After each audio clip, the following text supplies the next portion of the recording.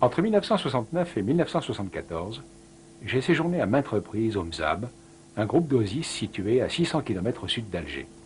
J'y ai réalisé 2 films et un livre appelé Lumière du Mzab. Lors de mon premier séjour, le 24 juillet 1969, la veille, Armstrong s'était posé sur la Lune. Ce soir-là, le cheikh Bayoud Brahim Ben Omar, considéré comme un des plus grands théologiens du monde de l'islam et le grand chef spirituel des Mozabites, expliquait sur le toit de la mosquée de Guerrara, à 300 hommes rassemblés pour l'occasion, que la Lune était réellement une planète et que l'homme s'était réellement posé dessus. En même temps, on savait que des commerçants mozabites circulaient dans le monde entier pour acheter et revendre des marchandises en ayant une parfaite connaissance du monde international. Et c'est peut-être le Mzab la meilleure démonstration de ce que le philosophe Pierre Bourdieu appelait le dialogue entre la permanence et l'altération. Prenons Alger comme point de départ et tirons une verticale droit vers le sud. Eh bien, au bout de 600 km, on est à Gardaïa, qui est la capitale de ce qu'on appelle couramment la Pentapole, c'est-à-dire les 5 villes du Mzab. On est là à la frange nord du Sahara, c'est-à-dire la région des oasis, qui est aussi depuis 15 ans celle des puits de pétrole, dont le plus célèbre est Hassi Messaoud, à peine 250 km à l'est. Le Mzab en lui-même, c'est tout petit. Sur 15 km de long, il y a 5 villes qui sont piquetées au bord de l'oued Mzab, dans une forêt de palmiers dattiers.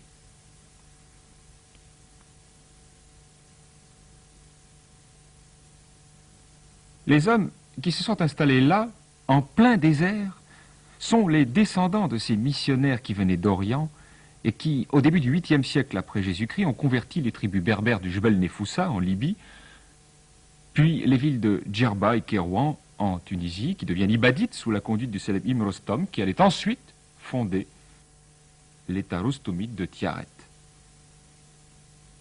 Au bout de 130 années de gloire et de lumière, ce fut la première fuite au désert vers l'an 900, la fuite vers Sédrata, Isdraten berbère, tout près de Ouargla, après la destruction de la cité de Tiaret par les califes fatimides.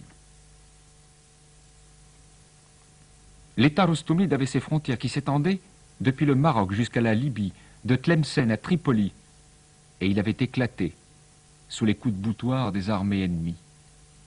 Sédrata, d'ailleurs, on en voit les ruines qui émergent encore aujourd'hui des dunes de sable au bord de la route qui va de Ouargla à Hassi Messaoud.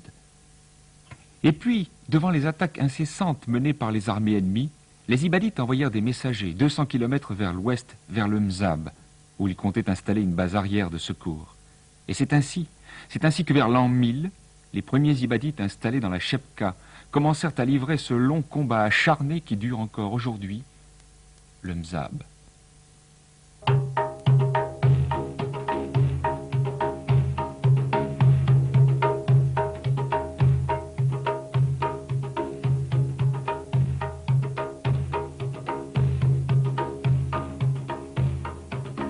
La région du Mzab s'appelle communément la Chebka, ce qui en arabe veut dire filet ou réseau. Une vue d'avion confirme ce terme, d'ailleurs, attribué depuis plusieurs siècles. Des Oueds ont raviné un plateau rocheux en l'enserrant dans une sorte de filet dont chaque maille serait une colline de pierre. Arrivant là, que fallait-il faire? Eh bien, il fallait survivre. Et d'abord, traquer et trouver l'eau par tous les moyens. Car ici, aucune source ne jaillissait, aucun ruissellement permanent n'existait, aucun puits n'était foré.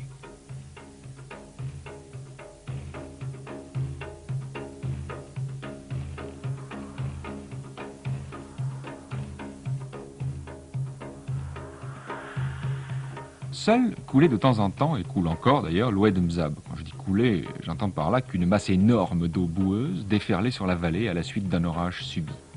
Et cela 1 ou 2 fois par an, ou même beaucoup moins, car le lit de l'oued restait quelquefois sec pendant des années. Et c'est d'ailleurs en cela que les oasis du Mzab sont originales. En général, les hommes s'installent, et surtout en milieu désertique, là où il y a de l'eau naturelle. Eh bien, c'est justement cette absence d'eau naturelle et facile qui fut l'un des arguments de l'installation des Ibadites dans la Chebka, car ils fuyaient les persécutions de leurs ennemis, et ils pensaient à juste titre qu'ils seraient plus tranquilles dans un endroit complètement désert que dans une oasis déjà occupée. Premier travail, donc, La conquête de l'eau est tout d'abord de l'eau de ruissellement grâce à un ensemble de systèmes de captage extrêmement ingénieux.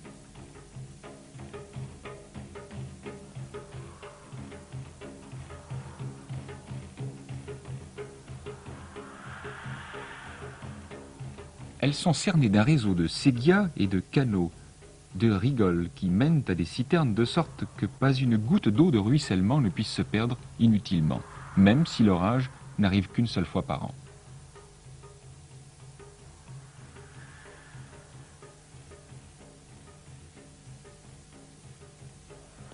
Puis on entreprend de capter le déferlement de l'Oued. On construit des tours de guet, loin en amont, pour guetter la crue dont le mascaret peut être dévastateur pour la palmeraie. On établit toute une série de peignes, de trémies, de freins qui sont destinés à atténuer la violence du flot, à le canaliser selon l'importance de la crue et les besoins de la palmeraie, vers différents niveaux d'écoulement et surtout vers une dune de protection sous laquelle des tunnels d'accès à la palmeraie ont été percés.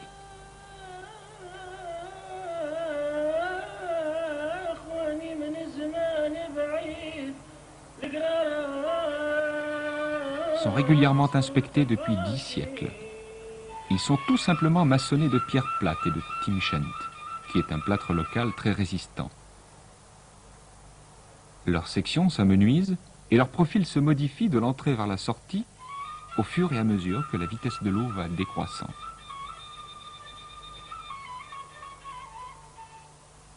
Ce principe de canalisation est différent de celui des fogaras que l'on trouve dans d'autres oasis sahariennes, car les fogaras sont des tuyaux qui vont chercher des eaux souterraines, en amont des palmeraies, alors que les tunnels du Mzab canalisent les eaux de l'Oued.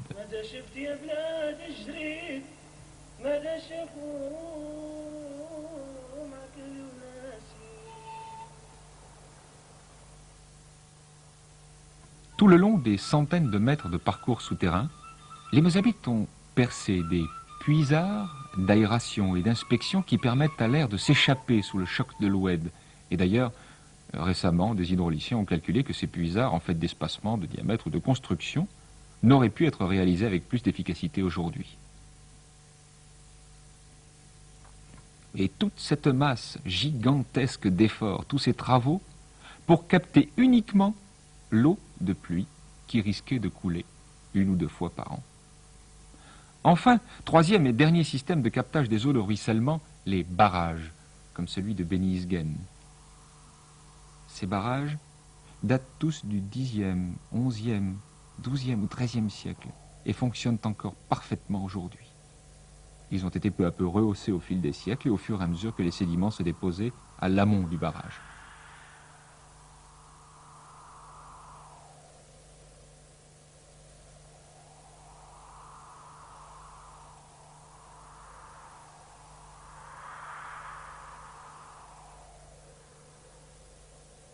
Et c'est ainsi que, uniquement par gravité, le flot de l'Oued parvient jusqu'au fond des jardins, jusqu'au bout de la palmeraie.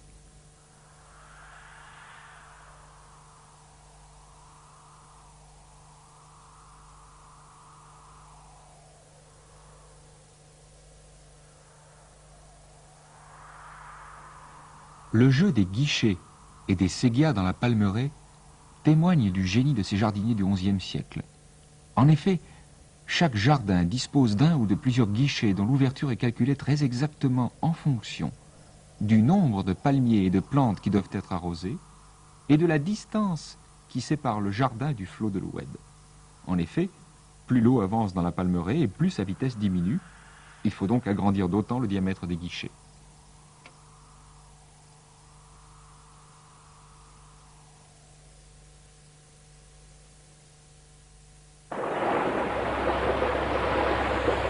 Depuis 1936, des puits ont été forés dans la nappe albienne à 600 mètres de profondeur.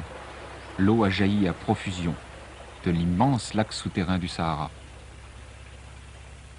Mais pendant des siècles, l'eau de tous les jours est venue du puits traditionnel, le Delou, qui hélas est aujourd'hui presque disparu.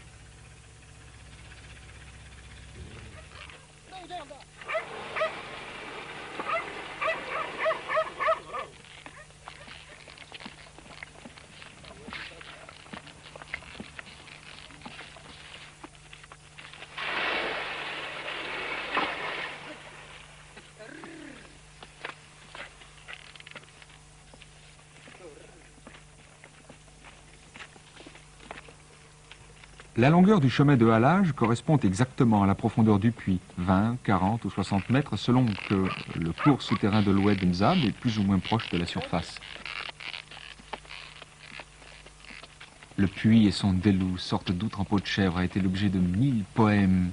Le chant de la corde sur la poulie a été au cœur de 1000 chansons, de 1000 comptines pour enfants.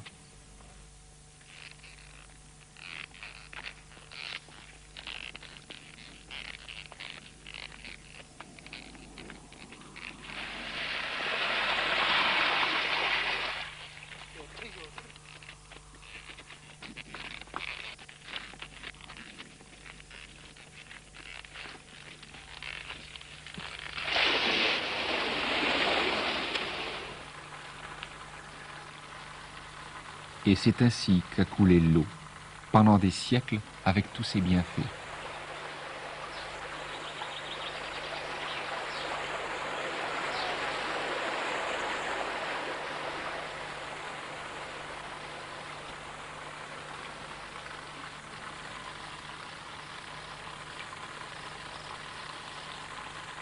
C'est ainsi qu'au fil des siècles, les Mozabites ont recréé les jardins d'Allah.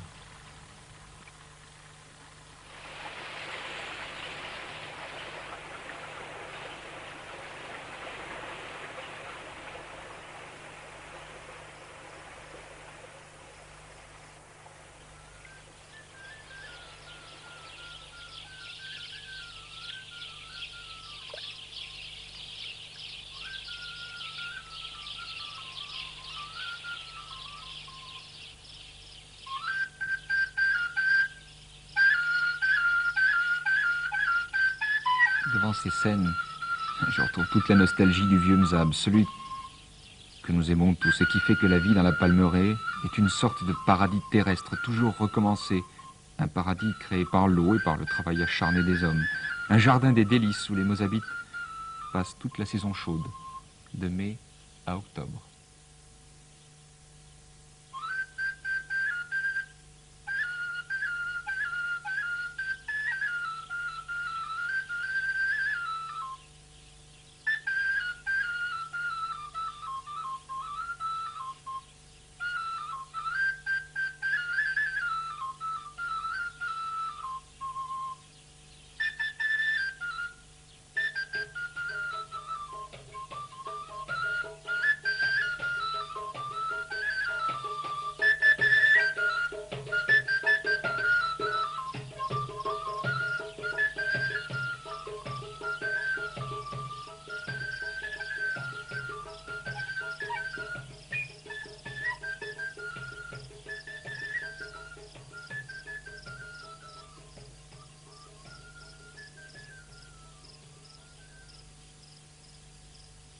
La Palmeraie, c'est la ville d'été avec ses jardins, ses maisons noyées dans les arbres, ses médersas où les petits Mozabites vont à l'école.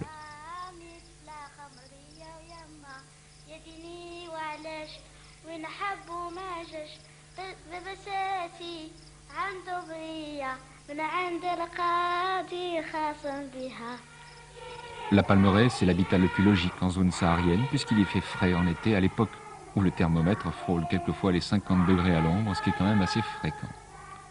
Mais pour les Mozabites, la Palmeraie, c'est beaucoup plus que cela encore. C'est une coutume ancestrale. Pour les Mozabites, il serait déshonorant de ne pas avoir au moins un bout de terrain, un coin de maison au milieu des arbres, pour venir passer la saison chaude.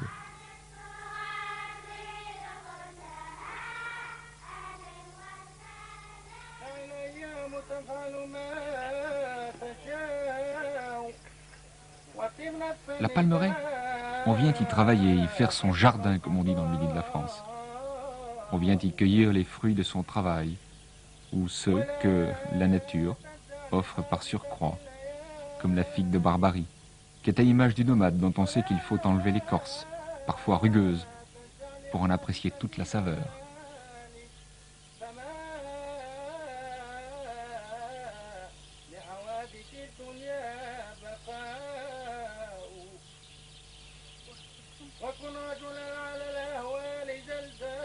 L'été, ce n'est pas la saison des vacances.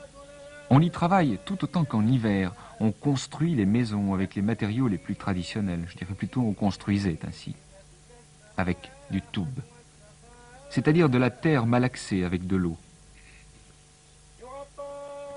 Les Mozabites disent eux-mêmes qu'une maison construite en toub est plus fraîche en été que n'importe quelle autre maison. Et le travail en est très simple. On fait des briques avec des moules en bois, on fait sécher au soleil, et puis on les assemble avec du mortier de toub. Protégée par un enduit de chaux ou de plâtre, la maison durera des siècles.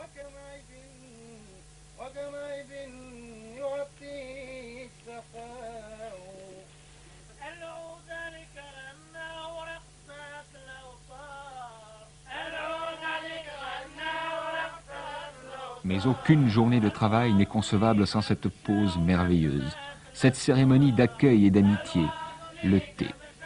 3 petits verres de thé à la menthe, le thé au nana, sous les palmiers, dans un jardin embaumé de jasmin et de chèvrefeuille.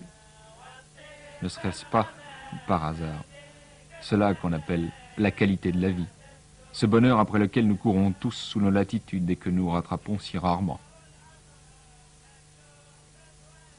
Pour moi, le thé, c'est une certaine forme de bonheur, ineffable et tranquille.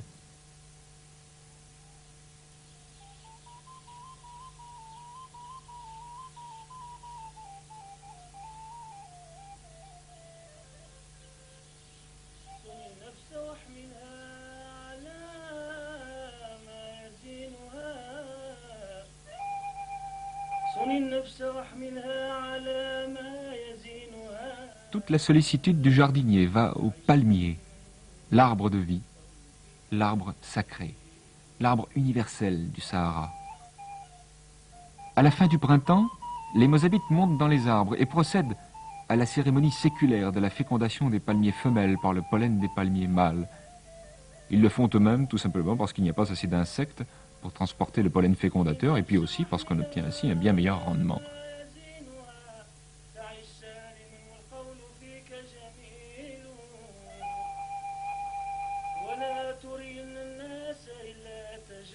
Au fil de l'été, et surtout à partir de la mi-septembre, les régimes de dattes s'alourdissent peu à peu et les plus beaux d'entre eux sont mis sous des housses de protection qui les abriteront des oiseaux.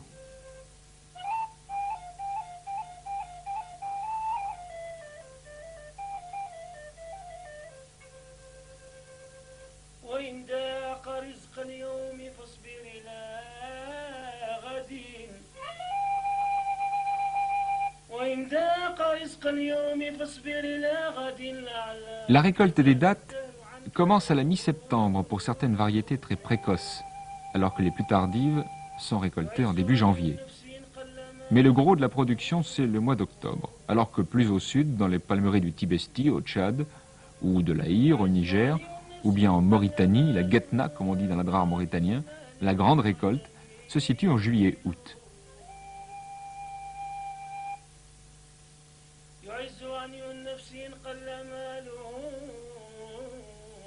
Les palmeraies mozabites ne sont pas aussi importantes que celles de Tougourt ou de Biskra qui exportent la fameuse datte algérienne, la Deglet Nour, dans le monde entier.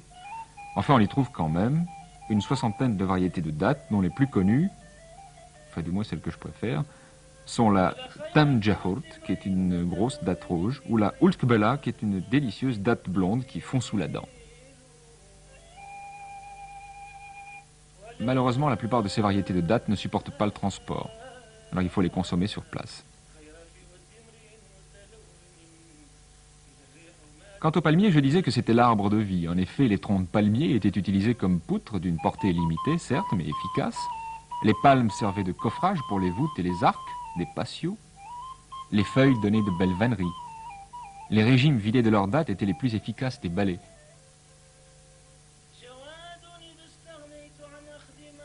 Les dattes elles-mêmes étaient là pour la nourriture. Certaines d'entre elles étaient compressées en une sorte de pâte, stockées dans des silos en plâtre à l'abri de l'air. Parfois pendant des années, vieille technique de l'âge des invasions qui permettait au moins partiellement d'échapper aux redzoux des tribus guerrières. Et c'est pourquoi, aujourd'hui encore, aucune datte n'est jamais abandonnée par terre. De même que jadis en Europe, tout grain de blé était ramassé, aucune datte n'est jamais laissée pour compte, même en période d'abondance. Et puis, l'automne arrive. Les dattes sont récoltées. On quitte la Palmeraie en même temps qu'arrive l'hiver et ses nuits froides.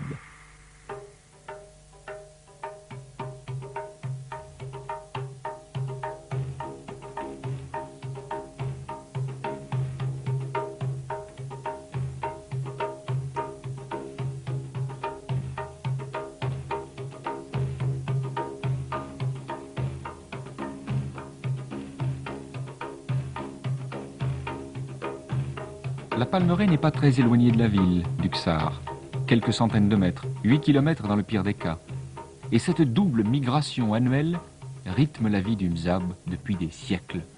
L'été dans la Palmeraie et l'hiver, d'octobre à avril, dans la cité, dans la ville, dans le Ksar.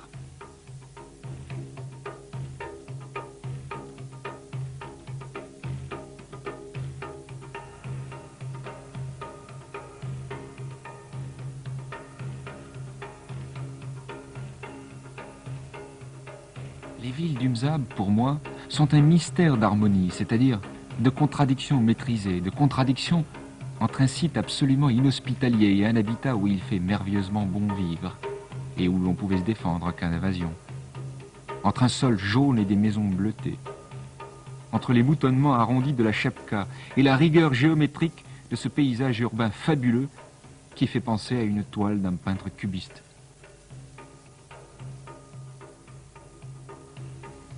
Jamais cités n'ont été mieux conçues pour abriter, pour cultiver la vie sociale ou familiale de la façon la plus démocratique qui soit. Ici, il n'y a pas de palais. La maison du Shir est conçue comme celle du plus pauvre, ce qui dans un habitat ancien est plutôt rare. Le paysage urbain est le même, depuis le souk, carrefour de la vie profane, exilé aux abords de la cité, jusqu'à la mosquée qui domine la ville et où viennent mourir les bruits du monde.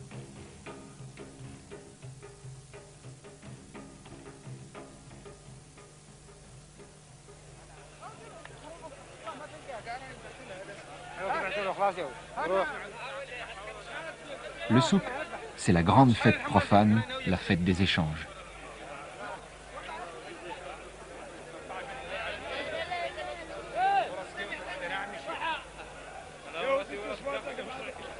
Le souk existe depuis les débuts du Mzab, car les Mozabites avaient très vite compris l'intérêt stratégique et financier qu'il y avait à transformer les cités de la Chepka en étapes nécessaires pour ces grandes caravanes qui venaient du sud ou du nord, qui apportaient des plumes d'autruche, l'or, le sel ou les esclaves.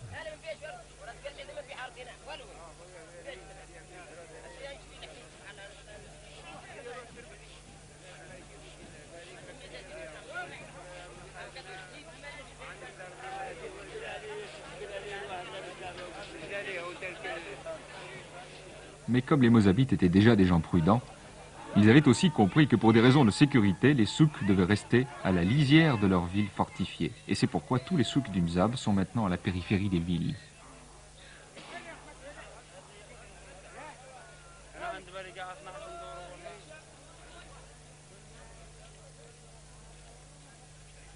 Lieu de passage pour l'homme, le souk voit aussi défiler tous les jours les chèvres qui, toutes seules, chaque matin, retrouvent leur berger à la porte de la ville et qui, le soir, tranquillement, toutes seules, sans jamais se tromper, rejoignent leurs minuscules écuries logées jusqu'en haut de la ville.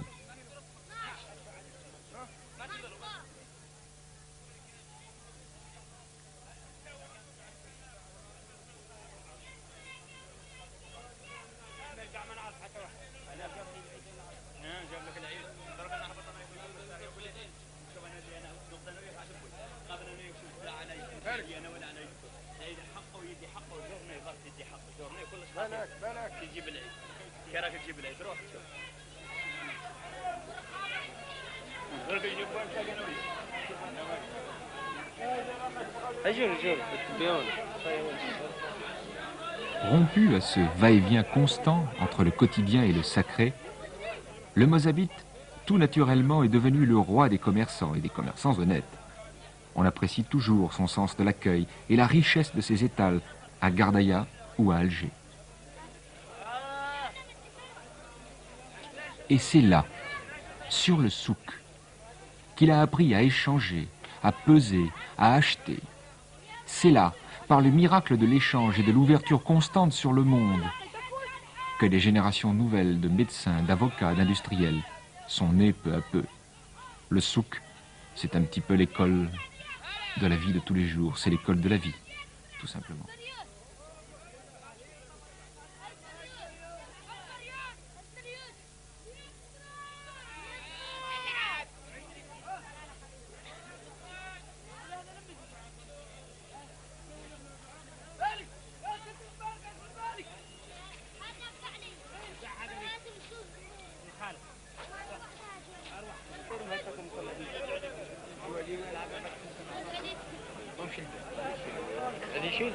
هات لون قص 13 باش قشكر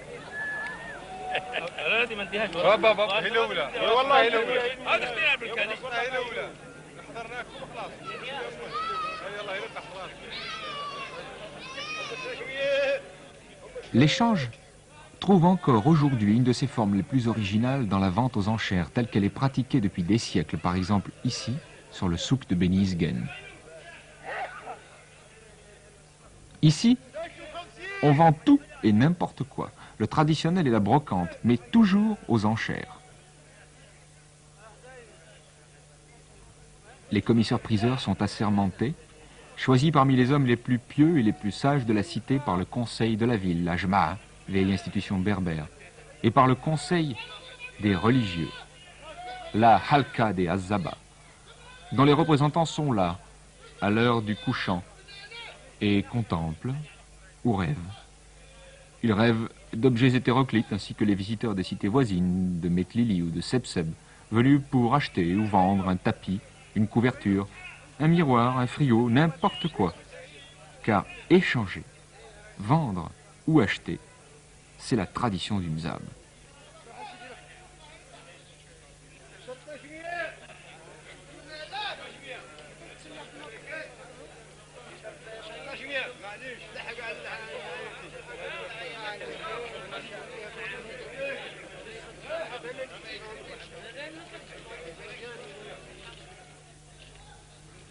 On retrouve dans les vieilles chroniques ibadites de Djerba ou de Sedrata ou du Mzab ces histoires extraordinaires, l'histoire de ces marchands de Gardaïa descendus jusqu'au fleuve Sénégal pour commercer avec les royaumes de Ghana, passant par Sijil Massa, la capitale sophrite du sud marocain, par Chinguetti, la ville religieuse de l'Adrar, par Aoudagost, la grande cité disparue dont on fouille les restes aujourd'hui sur le site de Tegdaoust en Mauritanie.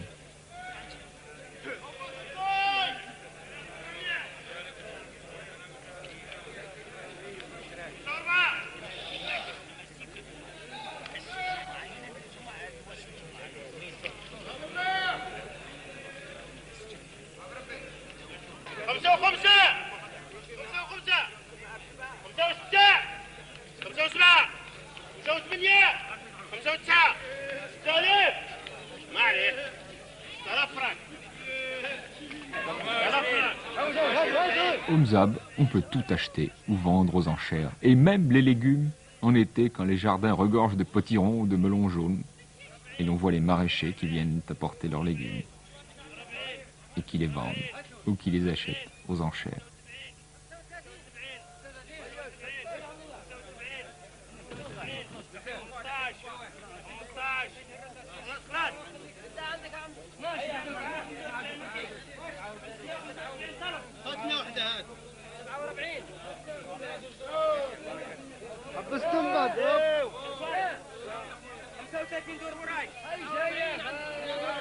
Tout se vend et tout s'estime.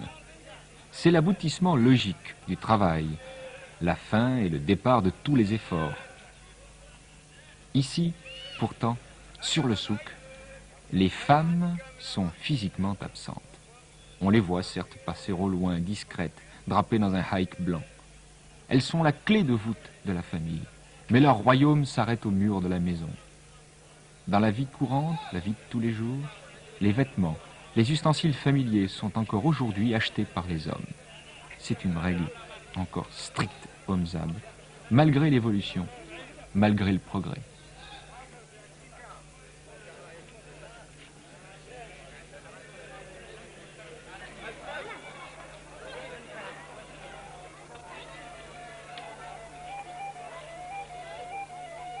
Le travail de l'argent et de l'or était jadis réservé aux Juifs du Mzab, qui étaient en fait des berbères judaïsés arrivés de Djerba au XVIe siècle avec le shir Ami Saïd.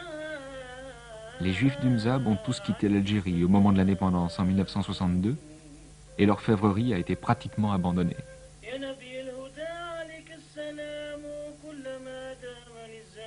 Reste le travail du cuivre et en particulier la confection des plateaux.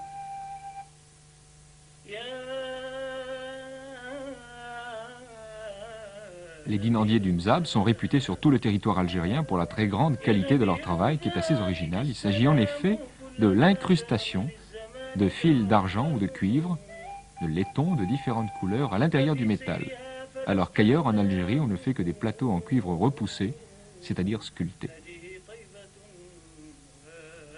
Reste surtout le travail de la laine et du tapis, qui est réalisé par les femmes, que l'on ne voit encore pas là. Et pourquoi? Eh bien tout simplement parce qu'au Mzab, on applique avec la plus extrême rigueur la loi coranique qui interdit aux femmes de dévoiler leur visage à qui que ce soit, à l'exception de leur père, de leur frère ou de leur mari, ou à l'extrême rigueur d'un eunuque. Mais le résultat, c'est qu'au Mzab, les femmes ne doivent pas exister pour le regard des hommes, et à plus forte raison pour leur caméra.